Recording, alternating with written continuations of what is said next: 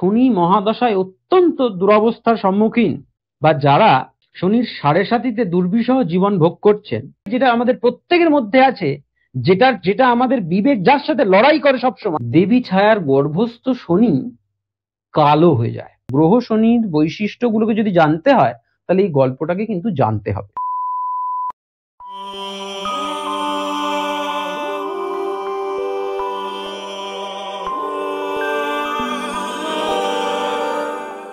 সৌরজগতের সবচেয়ে রহস্যময় গ্রহ হলো শনি। এখন এই শনি কিন্তু অন্যান্য সমস্ত গ্রহগুলির চেয়ে আলাদা। দেখবেন অন্যান্য কোনো গ্রহে এরকম বলয় বা বেল্ট কিন্তু নেই। শুধুমাত্র শনি গ্রহতেই এই দৃশ্যমান বলয়টা আছে। এবং শনি গ্রহটার রাসায়নিকভাবে একটা গ্যাস জায়েন্ট, অর্থাৎ গ্যাসীয় উপাদান নিয়েই মূলত শনি গ্রহটি তৈরি। এখন এই কঠিন, তরল এবং গ্যাসীয় পদার্থের মধ্যে যদি আমরা একটু আমাদের জ্ঞানটাকে লাগাই, তাহলে দেখতে পাবো যে প্রতিটি পদার্থ যে অণু নিয়ে তৈরি, সেই গ্যাসীয় পদার্থের ক্ষেত্রে সেই অণুগুলির মধ্যে যে আকর্ষণ বলটা থাকে, সেই আকর্ষণ বল কিন্তু সবচেয়ে কম।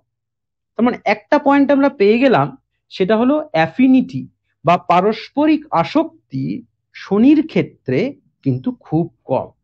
এবং এটা কিন্তু একটা ইউনিক ফিচার শনি, একটি অন্যতম বৈশিষ্ট্য, সেটা শনি গ্রহেরই আছে। এখন গ্রহটির নাম শনি কেন, এটা যদি আমরা একটু জানতে চাই, তাহলে বলছে শনির আসল নাম হলো শনৈশ্চর। শনৈশ্চর মানে হচ্ছে স্লো মুভিং। ভারতীয় যে প্রাচীন জ্যোতির্বিদ্যার যে গবেষণা ছিল, সেই গবেষণা থেকে ঋষিরা জানতে পেরেছিলেন যে যতগুলি সৌরজগতের গ্রহ আছে, তার মধ্যে শনি গ্রহটি সবচেয়ে স্লো মুভিং, অর্থাৎ সবচেয়ে আস্তে আস্তে সে মুভ করে বা গতিশীল থাকে। তাই তার নাম হচ্ছে শনৈশ্চর বা মন্দগামী। এবং এই শনৈশ্চর নামটা থেকেই সংক্ষিপ্ত হয়ে শনি শব্দটা এসেছে। এখন শনি গ্রহের সঙ্গে শনি দেবের যে সম্পর্কটা, সেটাকে নিয়ে যদি আমরা আলোচনা করতে যাই, তাহলে প্রাচীন ভারতের জ্যোতির্বিদ্যার যে গবেষণাগুলি ছিল, সেই গবেষণাগুলিতে যেতে হবে। আর যদিও সেই তথ্যটা তাদের পর্যবেক্ষণের উপর ভিত্তি করেই নির্মিত। সেটি হলো যে সূর্যের, আমরা জানি যে বহুবিধ কিন্তু রশ্মি আছে। তার মধ্যে একটি রশ্মি আছে, যে রশ্মিটার নাম হচ্ছে সর। এবং এই সর নামক রশ্মিটি থেকেই শনি বা স্যাটার্ন যে প্ল্যানেটটা, সে পুষ্ট হয় বা আলোকিত হয়। এবং শনি সারফেসে, তার পৃষ্ঠে যদি সূর্যের সর নামক রশ্মি অন্যান্য রশ্মির সাথেও গিয়ে পড়ে, সেই সর রশ্মিটা কিন্তু ওর পৃষ্ঠ থেকে বিভিন্ন দিকে বিকিরিত হচ্ছে। এবং ওই সর রশ্মি এসে পৃথিবীতে যে প্রাণী আছে তাদের ওপরও পড়ছে। সুতরাং এই সর রশ্মিটি সূর্যের একটি এমন রশ্মি, যেটা থেকে গ্রহ শনি পুষ্টি লাভ করে। এবং এই যে শনির থেকে রিফ্লেক্টেড, যে শনি থেকে প্রতিফলিত যে রশ্মি, সর রশ্মি, এই রশ্মিটি কিন্তু শনির যে প্রভাব সম্পর্কে আমরা জানি, সেই প্রভাবটাকে কন্ট্রোল করে। আসলে এই শনি কিন্তু প্রত্যেকটা মানুষকে কন্ট্রোল করে যাচ্ছে তার মতন করে। কারণ আমাদের ভারতীয় ঋষিদের ধারণাগুলি সবসময় দেহকেন্দ্রিক। তারা বিশ্ব ব্রহ্মাণ্ডের মধ্যে যা খুঁজেছেন, তার সঙ্গে দেহের সঙ্গে সামঞ্জস্য তারা বিধান করেছেন। তার মানে শনির উৎপত্তি বা তার প্রকৃতিগত আরেকটু আলোচনা না করলে এই জায়গাটা স্পষ্টভাবে এক্ষুনি আলোচনা করা যাবে না। স্কন্ধ পুরাণের কাশী খণ্ডে যেতে হবে। কারণ স্কন্ধ পুরাণের কাশী খণ্ডের মধ্যে সূর্যদেবের থেকে কিভাবে শনি উৎপন্ন হলো তার গল্পটা বা তার যে আখ্যানটা, সেটা কিন্তু আছে। এবং এটা খুব ইন্টারেস্টিং। শনির ক্যারেক্টারিস্টিক্স বা শনির বৈশিষ্ট্য, গ্রহ শনির বৈশিষ্ট্যগুলোকে যদি জানতে হয়, তাহলে এই গল্পটাকে কিন্তু জানতে হবে। কারণ শনির আয়ত্তের বাইরে আমরা কিন্তু কেউ নই। তাই শনির প্রভাব আমাদের উপর যেমন আছে, তাই সেই প্রভাব নিয়ে যেমন আমরা চিন্তিত হই, তাই সেই প্রভাবকে জানতে হলে প্রকৃতিগতভাবে শনিকে কিন্তু জানতে হবে, শনিদেবকে জানতে হবে, যার প্রতীক আমাদের প্ল্যানেট স্যাটার্ন বা শনি গ্রহ। কিরকম আখ্যানটা বলছে, সূর্যদেবের পত্নী ছিলেন সংজ্ঞা।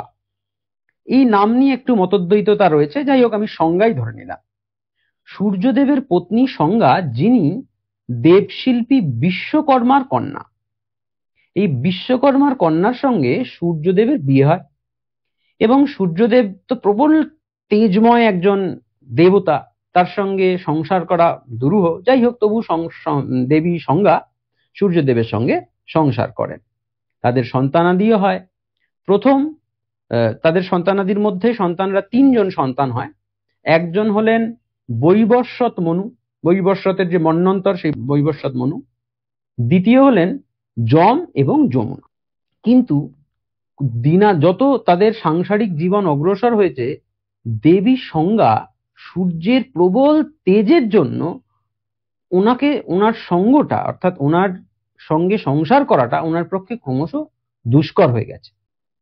তাই দেবী সংজ্ঞা ভাবলেন মনে মনে যে আমাকেও তপস্যার মধ্যে দিয়ে সূর্যের মতন তেজস্বী হতে হবে। যাহলে যদি আমরা দুজনেই তেজস্বী হই, তাহলে আমি সূর্যদেবের তেজটাকে সহ্য করতে পারবো। আর সূর্যদেবের সেবা করি, পরিচর্যা করি, তার সাথে মিলিত হই, যে পরিস্থিতিতেই যাই না কেন প্রবল তেজের সে সম্মুখীন হতে হয়। তাহলে তার একটা সহজ রাস্তা হতে পারে যে আমি সাধনার দ্বারা আমার মধ্যে সে তেজটাকে এমন ভাবে ডেভেলপ করে নেব, তৈরি করে নেব, যে আমি সূর্যদেবের তেজ আমি সহ্য করতে পারবো। তখন দেবী সংজ্ঞা করলেন কি, ওনার একটা রেপ্লিকা নির্মাণ করলেন। রেপ্লিকা মানে প্রতিবিম্ব। কারণ দেখুন, খেয়াল করুন, সূর্য, রশ্মি, প্রতিবিম্ব, ইলিউশন বা ক্লোনও বলতে পারেন। একটি ক্লোন তৈরি করে সূর্যদেবের সংসারের রক্ষণাবেক্ষণের জন্য রেখে উনি তার বাবার বাড়িতে চলে গেলেন তপস্যা করবেন বলে। কাউকে জানালেন না কিন্তু। এবং দেবী সংজ্ঞার যে রেপ্লিকা তৈরি হলো তার নাম হলো ছায়া। তিনি একেবারে সংজ্ঞার মতনই দেখতে, এবং তাকে রেখে উনি চলে গেলেন। এটা কেউ বুঝতেও পারলো না যে এ তার একজন রেপ্লিকা, দেবী ছায়া। যথারীতি দেবী ছায়া সংজ্ঞার মতন হওয়ায় সেই সংসারের সঙ্গে মিশে গেলেন এবং সংসার করতে লাগলেন। এবং ক্রমে দেবী ছায়াও সন্তান সম্ভবা হন। সূর্যদেব এবং দেবী ছায়ার 4 জন সন্তান হন মোট। একজন হচ্ছেন সাবর্ণিক মনু, ভদ্রা এবং তাপ্তি বলে 2 জন সন্তান, এবং শনৈশ্চর বা শনিদেব। এর মধ্যে শনিদেবের জন্মের সময় বা শনিদেবের জন্মকালীন একটি গুরুত্বপূর্ণ ঘটনা ঘটে। কি না, দেবী ছায়া যখন সন্তান সম্ভবা, অর্থাৎ যখন শনি তার পেটে গর্ভে, তখন দেবী ছায়া তপস্যায় রত হন, কঠোর তপস্যায় রত হন। এবং সেই তপস্যার তেজে বা তপস্যার ক্লেশে দেবী ছায়ার গর্ভস্থ শনি কালো হয়ে যায়, কালো রঙের হয়ে যায়। এবং সে যখন ভূমিষ্ঠ হয়, সে যখন জন্মগ্রহণ করেন, তখন দেখা যায় যে একটা কালো বাচ্চা বা তিনি জন্ম দিয়েছেন। সূর্যদেব এই ঘটনা দেখে অত্যন্ত বিস্মিত হয়ে যান। উনি ভাবেন, এত তেজময়, যার তেজে ত্রিভুবন আলোকিত, এরকম একজন তেজস্বী পিতার কালো সন্তান কি করে হতে পারে। উনি দেবী ছায়ার ওপর সন্দেহ প্রকাশ করেন। কিন্তু যেহেতু গর্ভাবস্থায় মাতৃগর্ভে তপস্যার তেজ সন্তানের মধ্যেও সঞ্চিত ছিল, তাই শনিদেব জন্মের সঙ্গে সঙ্গে কিন্তু দিব্য তেজ নিয়ে, দিব্য শক্তি নিয়ে জন্মগ্রহণ করেন। এবং যখন উনি জানতে পারেন যে তার পিতা তার মায়ের প্রতি সন্দেহপ্রবণ এবং তাকে অবিশ্বাস করে, তার উপর অনাস্থা আনে, তখন তিনি অত্যন্ত রেগে যান এবং রেগে গিয়ে সূর্যের দিকে তিনি তাকান। এবং শনির ভেতরে যে ওই একটা অদ্ভুত পাওয়ার, যে রশ্মিটার কথা আমরা একটু আগেই বললাম, সেই রশ্মি রিফ্লেক্টেড ব্যাক হয়ে সূর্যের ওপরেই পড়ে। এবং সেই রশ্মিটি এমনই এক রশ্মি, স্বয়ং সূর্য যার থেকে সেই রশ্মিটা প্রাথমিকভাবে নির্গত হয়েছিল, যা শনির মধ্যে থেকে তপস্যার তেজে আরো তেজময় হয়েছে, সেই রশ্মিটা যখন আবার সূর্যের উপরে গিয়ে পড়ে, সূর্যদেব পুরো কালো হয়ে যান, বিবর্ণ হয়ে যান। কিন্তু সূর্যদেবের ওই অবস্থা হয়ে গেলে তো সৃষ্টি অচল হয়ে যাবে, কারণ সৃষ্টি সঞ্চারে সূর্য চাই, সূর্য রশ্মি ছাড়া কিছুই সম্ভব নয়। তখন সূর্যদেব মহাদেবের শরণাপন্ন হন এবং মহাদেব তখন সূর্যদেবকে তার ভুলটা জানান এবং দেবী সংজ্ঞা এবং দেবী ছায়ার এই যে আখ্যান, এই সমস্ত আখ্যানটা তিনি জানান। এখানে আরেকটা কথা বলে রাখি, তাপ্তি যার কথা বললাম, সে তাপ্তি একটি নদী। যেমন যমুনা, তিনিও শনিদেবের বোন, যেমন তাপ্তি একটি নদী। যম, যমুনা এবং বৈবস্বত মনু এরা হচ্ছে বিমাতার সন্তান, অর্থাৎ দেবী সংজ্ঞার সঙ্গে সূর্যের সন্তান। আর দেবী ছায়ার সঙ্গে সন্তানদের মধ্যে তাপ্তি যে সেটি কিন্তু একটি নদী। এবং পৌরাণিক আখ্যান যদি আমরা ধরে নিই, তাহলে শাস্ত্র বলছে যে যাদের শনি মহাদশায় অত্যন্ত দুরবস্থার সম্মুখীন, বা যারা শনির সাড়ে সাতিতে দুর্বিষহ জীবন ভোগ করছেন, তাপ্তি নদীতে তারা যদি সংকল্প করে পুণ্য স্নান করেন, তাহলে কিন্তু তাদের মহাদশার কুপ্রভাব অর্থাৎ শনির কুপ্রভাব বা শনির সাড়ে সাতির কুপ্রভাব বহু অংশে প্রশমিত হয়। এই হচ্ছে শনিদেবের জন্ম বৃত্তান্ত। এক্ষেত্রে আরেকটি আখ্যান বা আরেকটি তথ্যও আছে, সেই তথ্যটিও আপনাদের জানাই। পরাশরী ভাষ্যকর উৎপল ভট্ট তিনি তার লেখনীতে আমরা এটা পাই। এখন সেই জ্যোতির্বিদের যে লেখা, সেই জ্যোতির্বিদদের লেখার মধ্যে থেকে উঠে আসছে কতগুলি খুব বৈজ্ঞানিক তথ্য। কিরকম না, আপনাদের আগেই আমি বলেছি যে সূর্যের স্বর নামক রশ্মি থেকে কিন্তু শনিদেব তার প্রভাব বিস্তার করেন। এখন সৃষ্টির প্রথমে যখন সূর্যদেব উৎপন্ন হলেন, সূর্যদেব তৈরি হলেন, তখন সূর্যের প্রবল তাপ, এত তাপ যে ত্রিভুবন বিগলিত হয়ে যাচ্ছে, গলে যাচ্ছে, দেবতারা সে তাপ সহ্য করতে পারছেন।